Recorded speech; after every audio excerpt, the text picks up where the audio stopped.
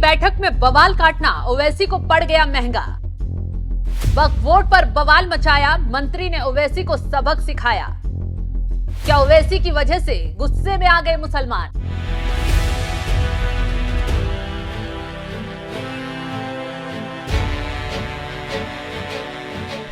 नमस्कार, आप देख रहे हैं एनएमएफ न्यूज। मैं आपके साथ शबनम।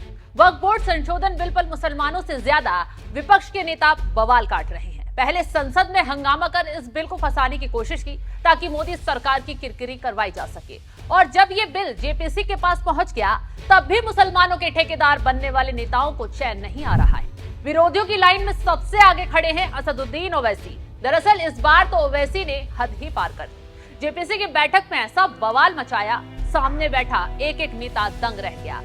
जिसके बाद वही हुआ जिसका डर था। बीजेपी के कद्दावर नेता और गुजरात के मंत्री हर्ष सांघवी ने एक झटके में ओवैसी साहब को सबक सिखा दिया। दरअसल हुआ ये कि वक्फ बोर्ड बिल को लेकर जेपीसी की अहमदाबाद में बैठक हुई। बैठक में बिल पर चर्चा शुरू हुई थी कि शुरुआती मुद्दे पर ओवैसी ने चीखना शुरू कर दिया, जिसके बाद ओवैसी और हर्ष सांघवी के बीच जमकर बहसबाजी हुई। दोनों नेताओं के बीच पहले बिल के किसी हिस्से को लेकर कहासुनी हुई और बात बढ़ते बढ़ते वक्फ बोर्ड के नियम और कानून को लेकर भयंकर बवाल छिड़ना शुरू हो गया। इस दौरान बैठक में ओवैसी ने आरोप लगाया, ये प्रावधान मुसलमानों के मौलिक अधिकारों को छीनने का एक प्रयास है।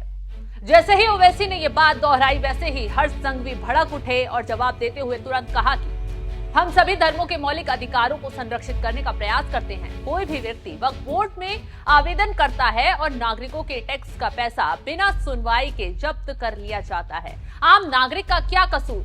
सरकारी संपत्ति पर सभी का अधिकार है।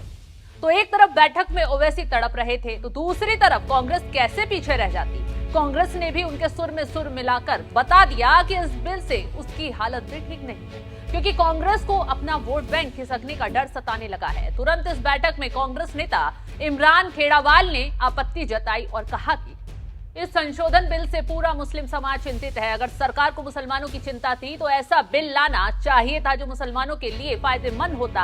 हम बिल का समर्थन नहीं करते। हमारे नेता राहुल गांधी भी इस बिल के खिलाफ थे।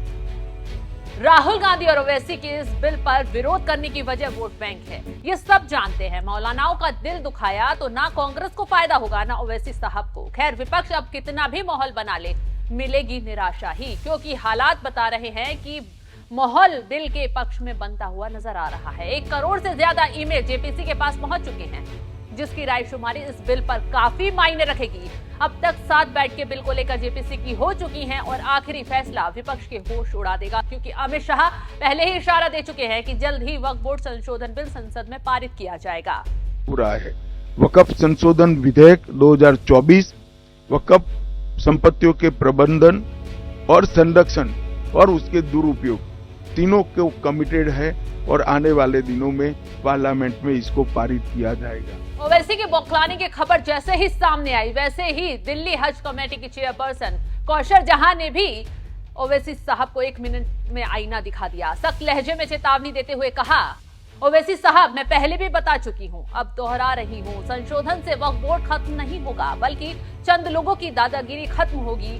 बोर्ड पर कुछ लोगों का कब्जा है, पारदर्शिता की कमी है, वक्फ बोर्ड में भ्रष्टाचार जमकर हो रहा है। नए बिल में संशोधन से चुनिंदा लोगों की मोनोपोली खत्म होगी, लोगों की भागीदारी बढ़ेगी, महिलाएं बोर्ड का हिस्सा बनेंगी तो भ्रष्टाचार कम होगा।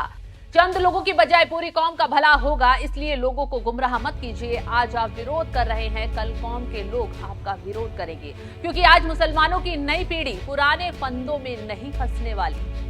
तो वक्फ बोर्ड संशोधन बिल, वक्फ बोर्ड में सुधार, संपत्ति के हिसाब किताब और बिचौलियों पर प्रहार के लिए लाया जा रहा है। मुसलमानों को दिक्कत नहीं है, लेकिन उनके ठेकेदार बन रहे नेताओं की तकलीफ वक्फ बोर्ड संशोधन बिल से लगातार बढ़ती जा रही है। फिलहाल जिस तरीके से ओवैसी जेपीसी की बैठक में बवाल कर रहे हैं और सवाल मोदी सरकार पर उठा रहे हैं, उस पर आपका क्या है कहना? कमेंट कर अपनी राय में जरूर बताएं। नमस्कार।